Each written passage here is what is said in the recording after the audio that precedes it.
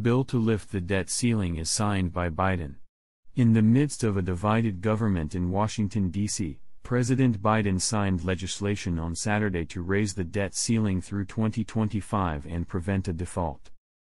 Just days before Treasury officials issued a warning that the department would run out of money to pay the country's obligations, possibly causing a recession and damaging the economy, the president signed the law.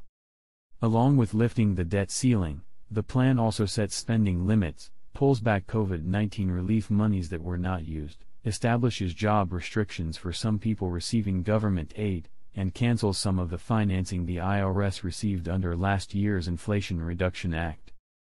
The package does not, however, add any new work requirements for Medicaid enrollees and maintains intact several Democratic initiatives passed during the previous Congress.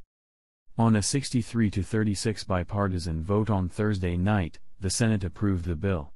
Similar bipartisan support helped the proposal clear the House a day earlier, 314-117.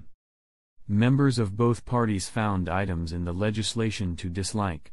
Many conservative Republicans felt the agreement did not do enough to curb government spending, while progressive Democrats were particularly upset by the additional work requirements. The legislation was the product of weeks of negotiations between Biden and Speaker Kevin McCarthy, Republican California, and their respective teams.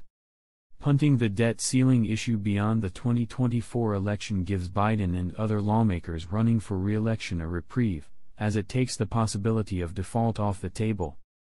Biden and his team had for months insisted there would be no negotiations about the debt ceiling. Ultimately, the White House came to the negotiating table, but insisted it was for budget talks, not the debt ceiling.